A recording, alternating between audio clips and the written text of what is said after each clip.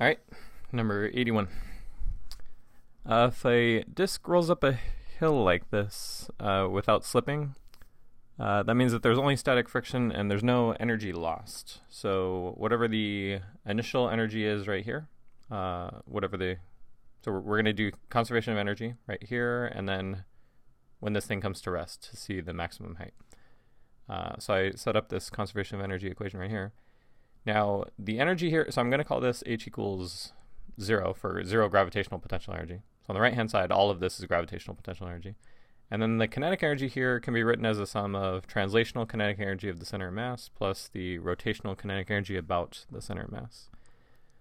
So because it's a uniform disk, solid cylinder, the moment of inertia here is 1/2 mr squared. That's I for a solid disk. And then right here, the omega, I set omega equals V over R because of the no slip condition. So the fact that this isn't slipping right here lets us relate these two quantities. And I wrote omega in terms of V because V is given in the problem. So then it's just solving for the height right here. We get B. Number 82. We're asked about the Lagrangian of the system, which Lagrangian is the kinetic energy minus the potential energy.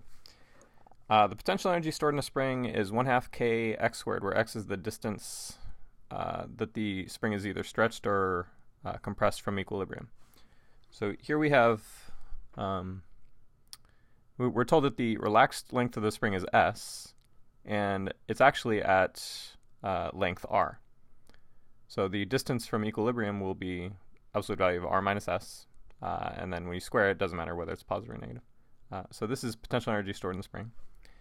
For the kinetic energy, it's 1/2 mv squared, where v is the total speed. And if you're dealing with polar coordinates, so say this is the origin, we have a radial direction this way, so r hat direction, and then a tangential direction.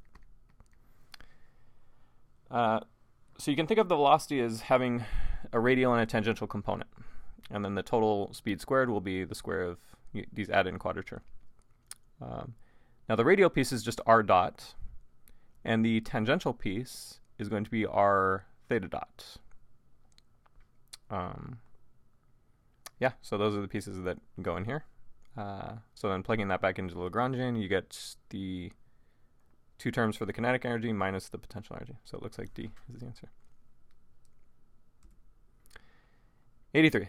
You're given a Hamiltonian for this system in terms of two coordinates. You're given theta and phi.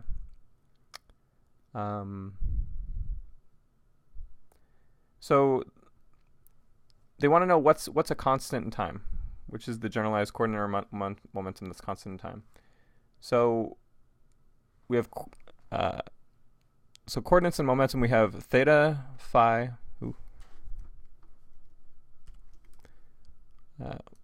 We have theta. We have phi. We have p theta, and we have p phi. So remember that the for any one of these variables dot, the time derivative of any one of these variables, it's related to the partial of the Hamiltonian with respect to the other. So for this one's related to this. This one's related to this. So from the Hamiltonian, we can see that there's no explicit dependence on phi right here. There does exist a p phi, there exists a p theta, there exists a theta, but there's no phi. And so I probably wrote down this is the first thing right here. Partial h, partial phi is 0. And I said, well, this, so I wasn't worrying about the plus or minus sign right here. That's why I wrote the proportional to. Really, it's it's either equal to plus or minus this. And so it's the p phi dot that is equal to minus this. So this is saying p phi dot is equal to 0. So that means that it's constant. P phi is constant. 84. We have a rod of total mass m, but the linear mass density is not constant. If lambda was just some constant, if it didn't depend on x, then the center of mass would be right in the middle of the rod. But since it's not, you have to solve for the center of mass by using this formula right here. So we're finding the so you have to weight each x value by the amount of mass at that x location, and then normalize it, divided by the total mass. Okay, so we want to integrate over the rod. So here I wrote it just sort of abstractly, integral of x dm. So we want to write m in terms of dx. So in order to go from here to here, I had to introduce the linear mass density, dm dx. But they told us exactly what that is. They tell us how that depends on x. It's linearly proportional to x. And they even given us the constant in front. Note that they actually didn't have to give us this value. They could have just said it's equal to some constant times x, and we could have solved for it by saying that the total mass had to be equal to, so just a little bit more information. They could call this ax, and then the total mass would have to be equal to integral dm over the rod. So dm would be, it's right here, lambda dx. So it would be a times x dx. And we're integrating explicitly x equals 0 to L. So it looks like this is 1/2 L squared, a L squared is equal to m, and we could solve for L. So move the 2 over and divide by L squared. So 2m over L squared is equal to a. Notice that's exactly what they wrote right there. But it's nice they gave it to us right away. So we have lambda dm dx. So that lets us replace dm with lambda dx. So there's one value of there's one factor of x right here, and then in the dm, or in other words in the lambda, there's another factor of x. So that's why there's x squared right here, and then the constants 2m over L squared. So we have this. So perform the integral, we get 2/3 ml, but we still need to divide by the total mass here, and it looks like the center mass is 2/3 L. So there's a way of double checking your answer is reasonable. Lambda is getting bigger and bigger as x gets bigger. So there's a little bit of mass here, and then it gets bigger, bigger, then there's a ton of mass right here. You know, a lot more mass right here than over here. So it makes sense that the center mass should be past L over 2. It should be to the right of L over 2. And there's actually only one answer choice that's past L over 2. So even if you totally forgot how to integrate continuous mass distributions, by the way, you could do this very similar problem for charge, calculating the electric field somewhere. So not the center mass, but calculating the electric field here due to charge plastering on this thing in this way. Even if you forgot how to do that, you could just reason that the answer had to be greater than 1/2 L. 85. Particle is in an infinite square well. If the particle is in this state, what's the probability that the particle is between 1/3 L and 2/3 L? So try and resist the temptation to say, oh, probability, that's easy, I know how to do that. That's an integral of psi squared from blank to blank. Because you would do that, and you would have to do a bunch of algebra before you realize, oh, the answer is actually pretty simple. So before I committed to doing a bunch of math, I took 20 minutes to actually draw, not 20 minutes, 20 seconds to actually draw the wave function and see if there was an easier way to solve it. Because I knew how to do it doing the integral, but I figured if there's a way to avoid that, it's possible. And the fact that this is an excited state, so if this was the ground state, I would have to do a little bit of work here. The answer wouldn't just be a third or anything easy. I would actually have to do the integral. But since I saw the 3 here, I said, well, wait a second. There's going to be some nodes here. Maybe the answer is obvious. Maybe, well, it turns out it is. So this is n equals 3. So n equals 1 would be the ground state. N equals 2. N equals 3 has 2 nodes inside the well, not including the endpoints, right there and there. And these nodes are at L over 3. Ugh. These nodes are at x equals L over 3 and 2L over 3. And so this splits so if you plot psi squared, so I didn't actually do that, but if you plot psi squared, it's going to have 3 equal humps. So psi squared as a function of x looks like this, this, this. So the particle is equally likely to be in any third of the box. So the probability that this particle in this state is here is going to be exactly 1/3. So we didn't have to actually perform the integral. Right. 86. Which of the following are the eigenvalues of the Hermitian matrix? Now if you've taken any linear algebra class or quantum mechanics class, you're probably very used to solving for eigenvalues, eigenvectors of a matrix. So one way to do it is to look at, to solve for the eigenvalues is to look at, that determinant of lambda times the identity minus the matrix A, and solve for lambda that sets this equal to 0. But there's some tricks that you can use here, and these are so there are a couple facts about eigenvalues in matrices. So one is that the trace of a matrix is equal to the sum of all the eigenvalues. So the trace of, so I'm calling this matrix A, by the way. So trace of this matrix, which is the sum of all the diagonal entries, is 2 plus 2 here. The trace of the matrix is equal to lambda 1 plus lambda 2. Okay, there are two eigenvalues for a 2 by 2 matrix. So I call them lambda 1 and lambda 2. So that's one invariant. Another one is the determinant of the matrix. So the determinant of the matrix is when you multiply all the eigenvalues together. So if this was a 3 by 3 matrix, the determinant would be lambda 1 times lambda 2 times lambda 3. And the determinant here for a 2 by 2 matrix, it's this times this minus this times this. So 2 times 2 is 4 minus 1. I times negative I is 1. So 4 minus 1 is 3. So I'm thinking of what are two numbers that when I multiply with them, I get 3, and when I add them, I get 4. And so it's pretty clearly 3 and 1. Yeah, so 3 and 1. Well, one thing that you can do is you can also just rule out D and E right away because these are complex. Yeah, these have a non-zero imaginary component. But the eigenvalues of a Hermitian matrix are always real. So it has to be two real numbers. So that's one way to sort of narrow it down. If you solve for the determinant, you see that it's non-zero. You know that none of the eigenvalues can be 0, so you could also rule that one out. So various ways to see how to rule out answers. So no, I guess one of the points of these two questions here is that there are methodical ways to do these problems where you can just sort of shut your brain off and blindly calculate.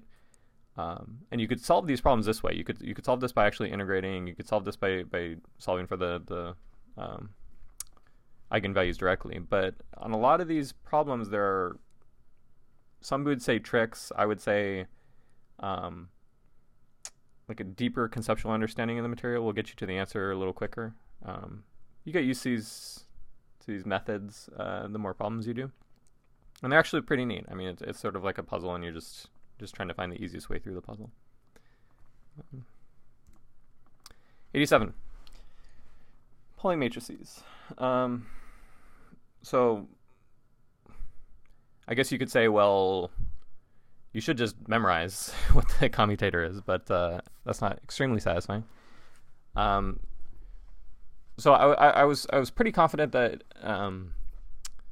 the commutator of this should depend on sigma z. So I kind of wanted to select this right away, but to convince myself, I went ahead and multiplied the matrices. I knew it wouldn't take too long, and they gave me all the matrices too. So it's not like I would have had to guess what those matrices were. So matrix multiplication. Whenever I multiply two matrices, I put the first one here, the second one here, and I just kind of term by term. So for this entry, I need to do 0 times 0 plus 1 times I equals I. For this one, it's 0 times negative I plus 1 times 0, 0, etc. So I do this and then add them together. And I make sure that it's And I compare it to sigma z, and I say, oh, it's 2I times sigma z, so my original suspicion was correct. Yeah. By the way, so this is the commutator of x and y. The anti-commutator would be 0. So anti-commutator of sigma x, sigma y. If they asked for that, that would be 0. This is sigma x plus sigma x, sigma y plus sigma y, sigma x. This is equal to 0. So this is equal to minus this. So really, at this point, I could have said, well, when I subtract sigma y, sigma x, that's the same thing as adding sigma x, sigma y again. So I could have taken this and multiplied by 2. But I was in matrix multiplication mode, so I just kept going. Right. Number 88. Okay, so you have a state. So there's what you'd call so there's a basis, there's an implicit basis here with this column vector, where the two states are 1, 0 and 0, 1. Okay, so so this would be a state with 100% probability of being so if you're going to measure whether you're in this state or in this state, you'd have 100% probability if you had this state to begin with, and 0% for this one, assuming you started with this state. But really, you can have a linear combination of these two states, and that's also a valid state as long as it's got to be normalized. So notice how they didn't actually normalize this, but we know the relative weights of being in these two states. So I said, well, there's a certain so there's a certain coefficient times this state and a certain coefficient times this state. And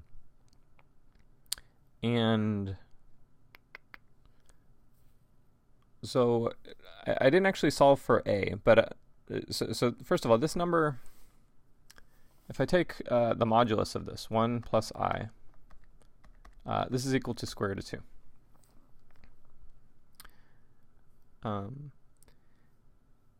So it's the coefficient squared that gives you the probability of finding something in that state. So for example, if let me go to another, maybe a simpler example. If I had the state 1 over square root of 3 times 1, 0 plus square root of 2 over 3, 0, 1. Then I have a 1/3 chance of finding it in this state and a 2/3 chance of finding it in this state. Notice how that's just this squared divided by, so it's this coefficient squared as long as it's normalized. Or if it's not normalized, if there was some factor right here, then what I can do is just do, or in other words, if there was an a multiplying that and a multiplying that, I could take this squared divided by this squared plus this squared to get the probability that I'm going to find it in this state. So here I was thinking, okay, so we want to know the probability of finding the particle with spin minus 1/2 h bar, which is this state. So we want the probability that we would, so that has to do with this coefficient right here. So it's going to be, the probability is going to be 2 squared over 2 squared plus whatever this one is. So square root of 2 squared. And there's actually an a squared in front of all of these, but it'll cancel out when we take this ratio. Okay, so it looks like we get 4 over 4 plus 2, 6. It's 2/3. So 2/3 probability of measuring minus 1/2 h bar for the spin, and 1/3 probability of measuring it with plus h bar over 2. All right, 89. This is a scattering problem. And I wasn't positive what the formula was for reflection and transmission coefficients. These two sort of looked familiar. But really the way I started to rule out answer choices was limiting cases. So it looks like what I did was I said, okay, if K1 is equal to K2, so what does that mean? So if K1 is equal to K2, that's the same as V naught equal to 0. Okay, so in other words, there's no step. So just continue on with the same potential energy on this side, or same potential on this side as on this side. So in that case, there's no reason for it to bounce off, right? It's not bouncing off at random intervals along here, right? It's always transmitting right on through. So it would go on through. So T should equal 1, and R should equal 0. So if K1 is equal to K2, R should be 0, and T should be 1. So I'm plugging in, so if K1 equals K2, R should equal 0. So this one gives R equals 1. This one's okay. This one gives R equals 1. So I guess this also isn't okay. But it does depend on setting that limit, right? If you could also imagine a limit where V naught is infinitely big, in which case I guess you couldn't take this arbitrarily infinitely big, because you have to have sinusoidal solutions over here. If V naught was allowed to go past the energy of the particle, then it would be a decaying exponential here rather than a sinusoidal function. So we can't take the limit V naught goes to infinity. But there's no reason to suspect that the reflection coefficient is 0 all the time. We had to take that limit. So you could take the limit V naught goes to minus infinity. That's not really, that wouldn't mean too much to me. I kind of figure this looks familiar to me at this point. So I went ahead and chose this answer. All right. 90. All right, so the inner shell is at 0 electric potential. So it's not true in this problem, as it is in a lot of problems, in most E&M problems. It's not true that V equals 0 at infinity. So if you got this problem, there's a good chance that you were assuming that V equals 0 at infinity. All right. So in other words, you can't use any formulas that say like V equals KQ over R. Right? That formula assumes that the potential is 0 at infinity. So instead, because they're telling us where the electric potential is 0, we might as well take the potential and start to integrate the electric field to find changes in potential. So we have two spherical conducting shells. There's plus Q here, plastered on the surface of this one. And then there's minus Q on the surface of this. So what the electric field looks like, you can use Gauss's law. So a Gaussian surface here should convince you that the electric field inside is 0. And also the electric field on the outside is going to be 0 as well. All right, so one thing that the two regions have to satisfy is that if you have R bigger than B, then the electric potential should be constant if the electric field is 0. So this is a fact that we're going to use over and over again. If E equals 0, then V is constant. Okay, so E is 0 out here, and it's also 0 in there. So this you can rule out right away because this depends on R, whereas it should be constant. And 1, there is actually an electric field, which is pointing this way if capital Q is positive. So the electric field should decrease in that direction, and shouldn't be constant. So if R increases, it looks like this decreases. I don't know why I ruled out these two exactly. Anyway, we might as well just solve this. So the electric field in this region is going to be KQ over R squared.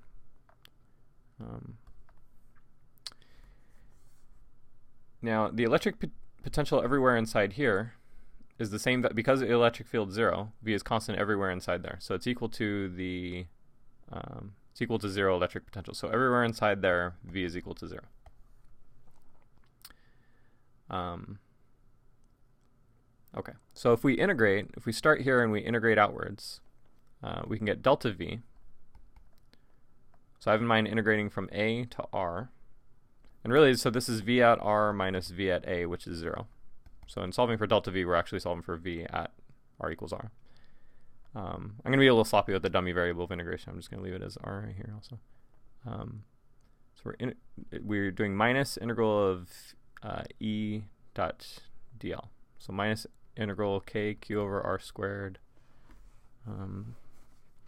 dr.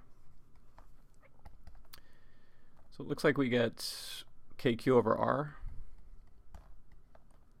minus kq over a. So in doing that integral, I skipped some steps here with the minus sign. So I might be concerned when I write this down, am I off by an overall minus sign? So I would double check, well, if r equals a, then this is 0, so that's good. But if r equals b, bigger than a, I should get a negative number, right? The electric field is pointing in the direction of decreasing electric potential. So if we're starting off at 0 and we're getting smaller, we should get a negative number. So if r is bigger than a, looks like this number is going to be less than this number, and we get a negative number. So the sign works out. So I trust the sign here, and it looks like that's exactly this one right here. 1 over r minus 1 over a. Good. 91. Which of the following conditions allows the electric field to be written as in this form? The electric field equals minus the gradient of the potential. So this is in electrostatics.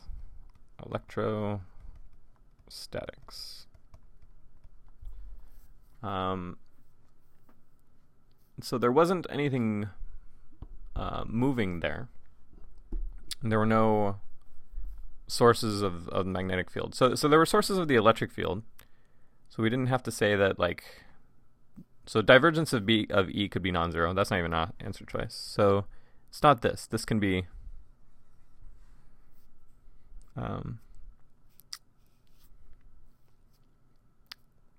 yeah, that's Gauss's law. That's okay. This is going to have something to do with the curl of the electric field. So what you should have in mind is that the curl of the electric field is 0 when you take an E&M class, you saw that the electric field had 0 curl at first in electrostatics, but then later on you saw that the curl of the electric field didn't have to be equal to 0. So this was actually Faraday's law. So this is minus dB dt.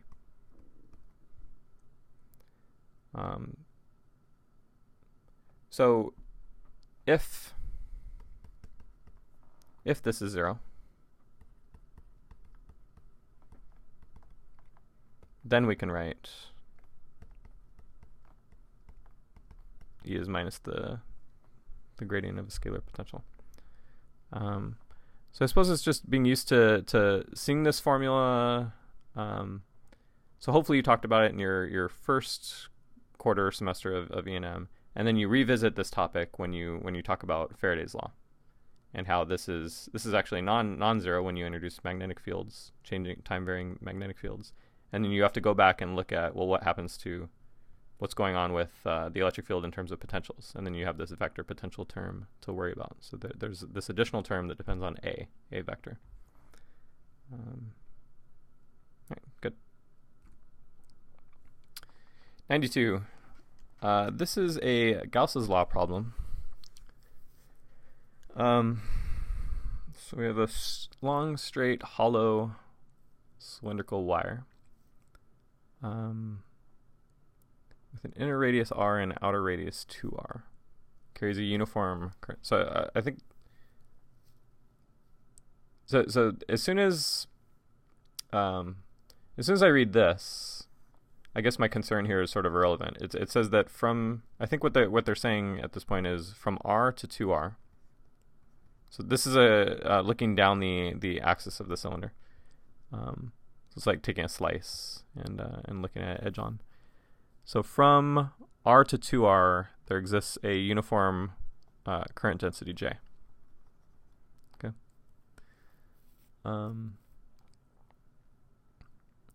Okay, so you can use an Amperian loop to solve for the magnetic field as a function of R. So if you do an Amperian loop here, there's no enclosed current and there's no magnetic field anywhere on the inside. And on the outside, the magnetic field, so the enclosed current is going to be constant even as this grows. So if you do this Amperian loop versus a bigger one, you're not enclosing any more current because this stops at 2R. And the magnetic field drops off like 1 over R. So I'm looking for a graph that goes like 1 over R on the outside. That doesn't really help distinguish any of these possibilities. And the magnetic field should be 0 all the way up until R. So that's what let me cross out B and C. Magnetic field has to be 0 from 0 to R. And then, so really what's interesting, or what's different about these is what happens between R and 2R. So I had to actually solve for the magnetic field between R and 2R. And so I did an Amperian loop at some R value that was between capital R and 2R. So I guess the line before this would be integral of B dl over my Amperian loop is mu naught I enclosed. And for I enclosed, this is going to be J times the area over which there is a non-zero surface current. Or sorry, not surface current, current density. So this side simplifies because of the cylindrical symmetry of the problem. So you can take B out and multiply by 2 pi r. And then mu naught J times, now the relevant area here is the area of this whole circle minus the area of this inner circle, because that part's cut out. Right? So the area of the bigger circle minus the area of the smaller inner circle. And I get this magnetic field right here. So from R to 2R, it's not constant, right? This is getting bigger. So at lowercase r equals capital R, this is 0, and then this term decreases in magnitude, and this term increases in magnitude. So this starts to become bigger and bigger. So it's definitely not constant, and it needs to start at 0. This is a continuous function of R, so it's not this. It doesn't stay at 0. So E is the best option, but notice how I wrote no good answer here, because this doesn't have any curvature. It's sort of assuming that this term is constant right here. It's like lowercase r minus capital R. There should be maybe a little bit of a bend to it, but maybe it's just so slight that there's just a tiny amount, and you can't even see it on this graph. Whatever. I mean, it's definitely better than any of the other answer choices. So don't get too frustrated with the exam. Just sort of do your best. I think you've seen that I haven't enjoyed every single question on here, but just trying to vomit information as much as possible on this exam. All right. 93. A parallel plate capacitor. Okay, so in skimming the question, we have parallel plate capacitor, separation distance, voltage, energy, dielectric strength. So there's a lot going on. So it looks like you have a battery that's connected to a battery. A capacitor connected to a battery, and you're inserting the dielectric. This is what you're changing. Inserted so that it feels. How does the electric field and the energy change? Okay, so this was the original energy. Now, when you insert a dielectric, what happens depends on whether the capacitor is hooked up to a battery or not. And so because the battery is still hooked up, there's still a potential difference V across the plates of the capacitor.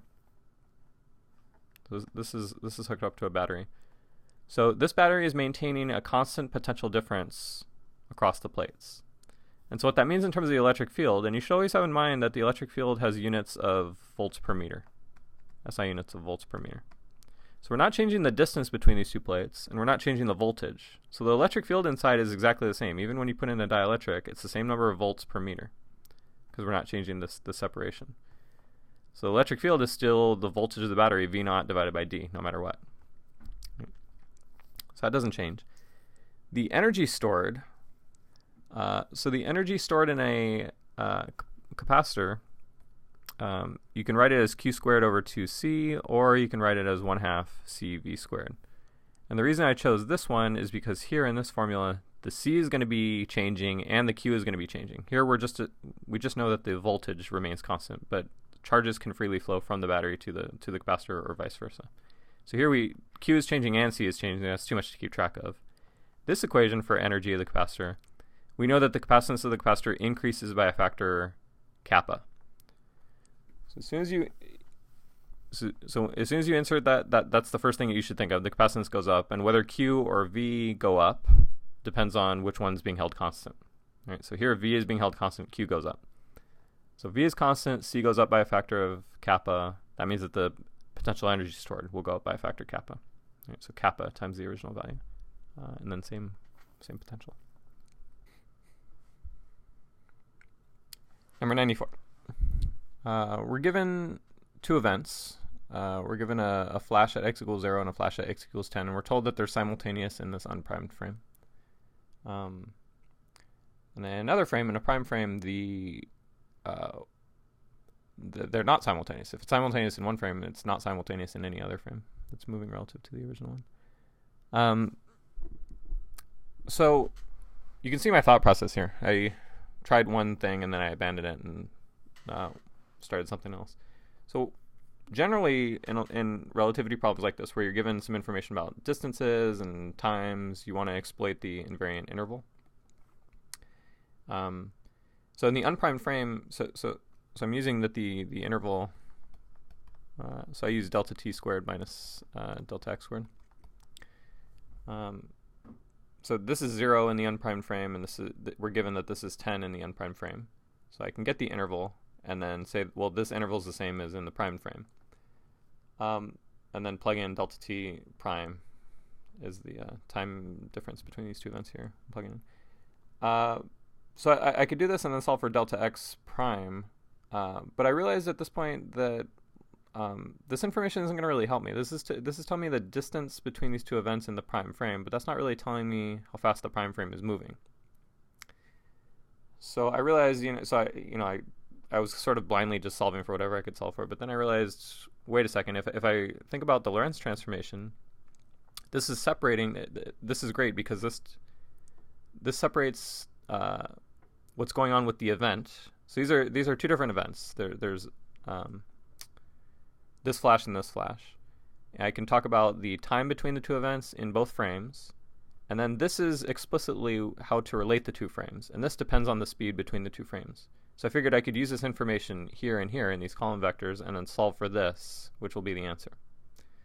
Okay, so I plugged in the information I could. The delta t is 0 in this frame, and then also I know that this is 10 meters. I know this is, I'm given this time right here.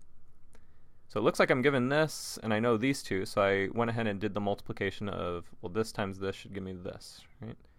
So gamma times 0 is 0 minus beta gamma times delta x, which I'm given, will give me this, c times delta t prime. I went ahead and plugged in this, and plugged in delta x. And the problem is here I need just beta by itself. I don't need beta gamma. So I'm a little stuck right here. But I have in mind, so I'm a little stuck, but gamma is a function that looks like this. So gamma is a function of beta all the way up to 1. It's 1 for a very long time, and then it just, towards the end, it starts to creep up. So everyone's seen this plot. So I thought, well, 0.39, if beta is 0.39, gamma is still pretty close to 1, despite being pretty fast. So if gamma is maybe a little bit bigger than 1, but close to 1. So if gamma is 1 but a little bit bigger, that means beta is about 0.39 but maybe a little bit smaller. So then at that point I start to look at answer choices where is beta just close to 0.39 but not quite. This is the only thing. I would be in trouble if there was 0.36 and 0.37. Then I would have to actually, what I would probably do is I would take those two answer choices, I would guess one of them, find the gamma for that one, plug it in and see if this works out, and do that for both and see which one's a better fit. But I don't need to. I mean, here I can rule these out. And these are way too slow. Like, there's no way the gamma is 2 for this thing, over 2 for this. So this leads me straight to this answer. 95. So this comes from doing problem set after problem set in quantum mechanics. So you get used to how you could split up commutators like this. So this commutator, so I have an operator times an operator here, and then an operator here. And I want to sort of split this apart because I know what goes on with jx, jy. All right. If you forgot, there was the Pauli matrices a few problems ago to help remind you what they are. Okay, so this is ABC minus CAB minus this times this. And I just remembered from a problem set that I did before, there's a way of writing it so that the A is like on one side and then B on the other side. So I didn't remember this right away, but I sort of remembered how to prove it from an old problem set. So I took this and added 0 in a smart way. So I added 0 in a way that I could just commute 2 of these at a time. So I sort of suspected that I kind of remembered that I've seen this formula before, and I think the first term had the A on the outside. So I knew the first term had to look like this. So I said, okay, ABC, that the next term is going to be minus ACB. So I wrote down minus ACB. So if I'm subtracting this, I need to add it again. So minus ACB plus ACB, and then this thing is still left over. So I have this. This was leading me to the right way of deriving this. And then I looked at this and I said, well, oh, that's actually just, so I'm commuting these two and leaving the B on the right hand side right here. So I have this right here. Turns out it doesn't matter here anyway, because so A and C, so JX and JX, those are going to commute with each other. So that term is, so for this problem, this term is irrelevant. And then JY, JX, well, normally it's written JX, JY is related to JZ. So I, H bar, JZ, but the minus sign because they're not in the right order. And I still have this operator left over, the JX. So it's the term with the JX, JZ, and then the minus sign as well. All right. 96. Now, I didn't remember exactly what the periodic table looked like, but I know some things. I've taken a few chemistry classes. So I know that group 4 has carbon, has silicon, and has germanium. And so these are semiconducting materials, and if you dope it, if you put a little bit of impurities from this one, which are like nitrogen and phosphorus. So here I remembered that phosphorus acts a lot like nitrogen just from drawing Lewis structures in chemistry.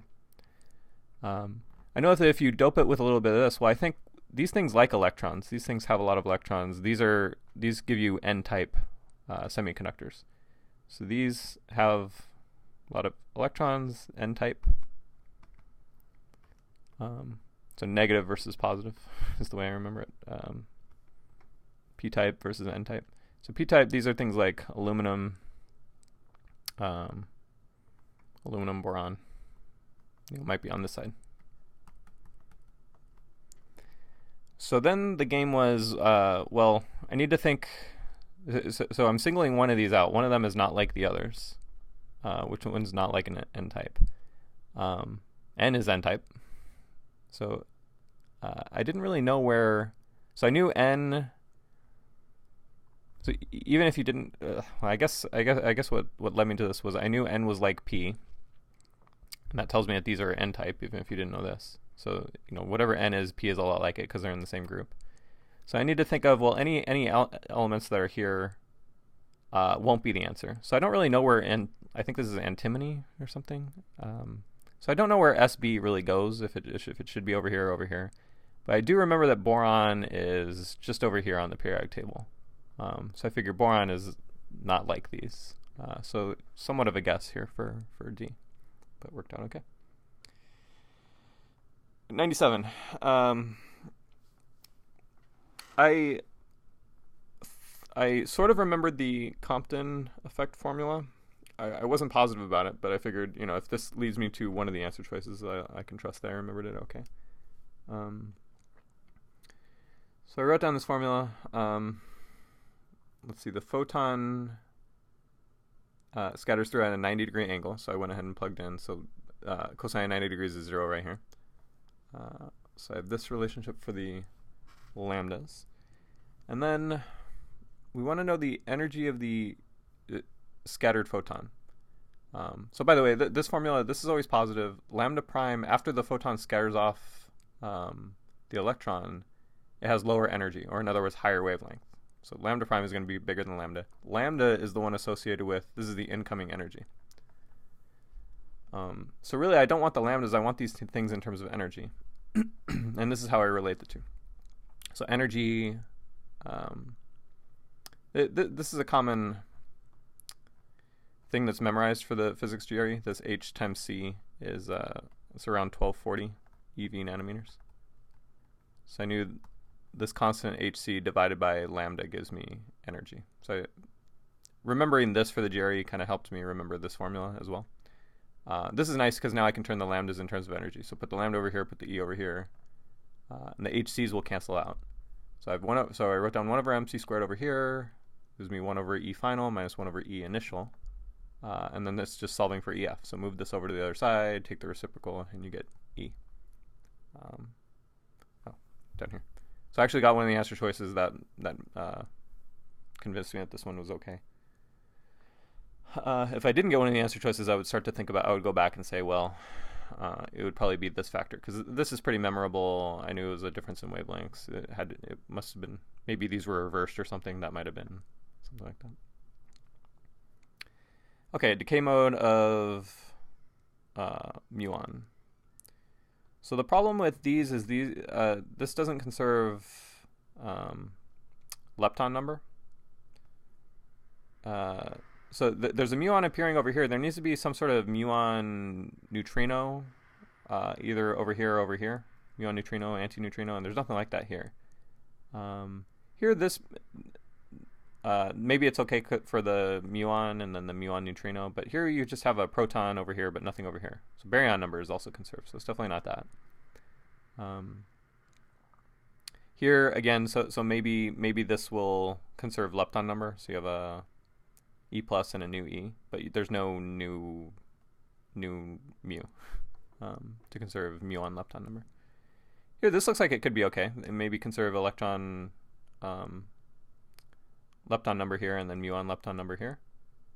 Looks like it conserves charge, so maybe it's okay. And then look at this one, muon lepton number. There's this without something else canceling the electron lepton number, so this doesn't satisfy it either. Plus, you just get 2 quarks. So a pi meson is 2 quarks out of nowhere, and there's no. So maybe that's okay, but because there's no conservation of meson number. But anyway, the lepton number points straight to D. 99. We have a particle on a turntable that's speeding up. So initially, all of so at t equals 0, if you have a particle here, the acceleration or in other words, the net force direction provided by the static friction is just pointing straight up, straight tangentially. Remember, this is a bird's eye view of the turntable. But as this thing picks up speed, there needs to be more and more force pointing inward to keep this thing in circular motion. So we're looking at this moment. We need to solve for this angle right here. So to solve for this angle, we need to know, or what could give us that angle is the what's the radial acceleration versus the centripetal acceleration. So the ratio of those two things will give us that angle. So here I drew what this is the total acceleration direction.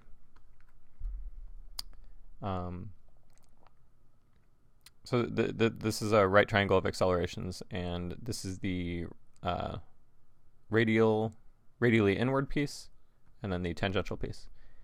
The tangential piece is r alpha, so it's the tangential component of acceleration.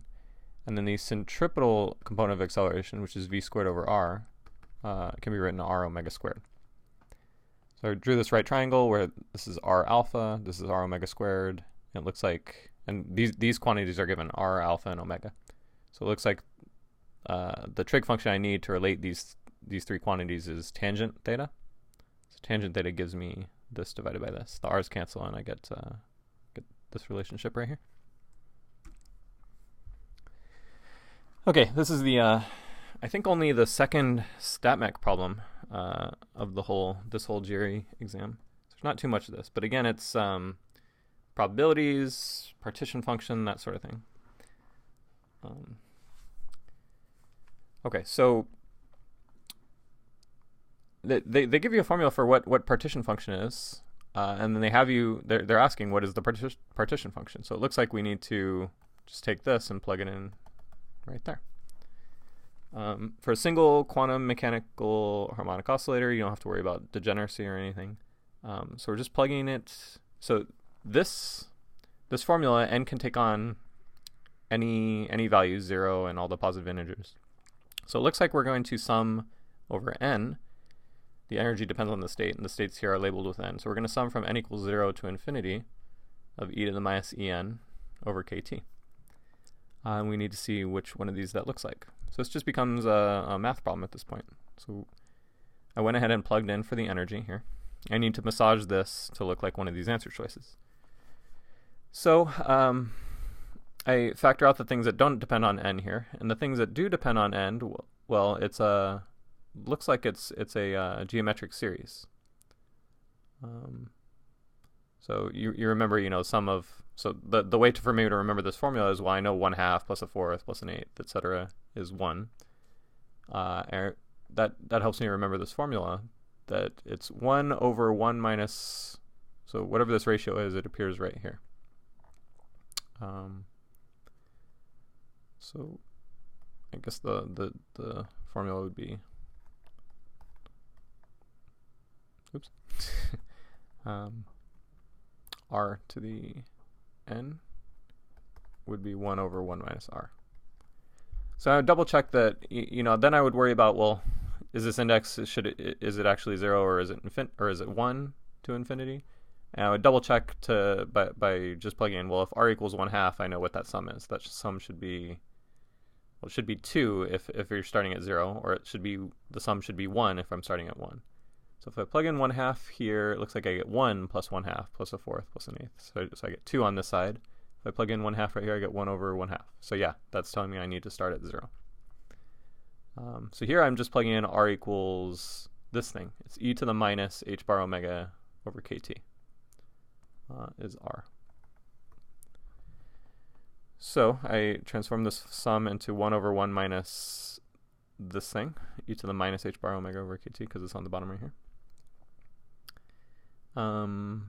Okay, and then, so now it's starting to look like this one, but just to make sure, this one has a positive, e to the plus 1/2 h bar omega over kt, and this one has a minus. So I multiply both the top and the bottom by e to the plus h bar over omega t. That turns this into the positive. And I just sort of hope that the bottoms will look like this. So I multiply, so this times this equals this, and then it actually, e to the minus h bar omega over kt times e to the positive h bar omega over kt gives the 1 right there. So it just sort of moves this over and puts it positive. And luckily I get e. So we are done with the exam.